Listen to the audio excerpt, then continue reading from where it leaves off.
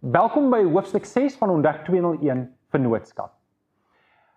Ons gaan nie alles in die handleiding doen nie, so ek wil jou uitdaag om self deur die handleiding te gaan. Dit wat ons nie doen nie is selfstudie en onthou om die kursus te doen wanneer ons aanlyn dit aanbied of wanneer ons dit in persoon aanbied. Ons het begin met die vers in Amos 3 vers 3 wat sê, sal twee mense saamloop as hulle dit nie afgespreek het nie.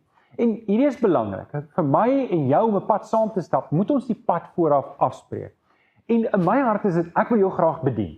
Ek wil graag verantwoordelikheid aanvaar vir jou en ek wil jou graag toerus binne die vermoë wat die Here vir my gegee het vir die dienswerk wat die Here jou voorroep. So, wanneer dit kom by toerusting, dink ek daar's geweldige voordele daarin, wanneer ek en jy hande vat en ons rus mekaar toe en ons gebruik die toerusting wat die Here vir ons gegee het in die koninkryk.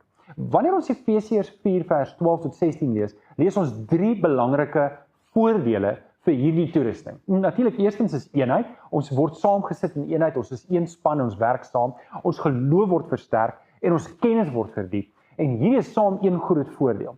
Die tweede groot voordeel is ek word volwasse in Christus. Soos wat ek saam met jou werk en jy werk saam met my, jy werk saam met my nikke en grille en ek saam met jou nikke en grille en ons leer om mekaar te absorbeer en om ander mense te absorbeer en om lief te wees vir mense ten spyte en ten koste van hulle foute.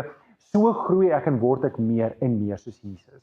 Dit bring ons by die derde belangrike voordeel van hierdie toerusting. En dit is opbouing en die uitbreiding van die koninkryk van die Here.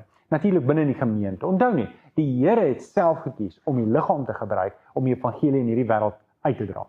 En as ons dit in gedagte hou, dan verstaan ons die belangrikheid van vennootskap, dat individue saam hande vat om die gemeente te vorm en om die koninkryk van die Here te bevorder.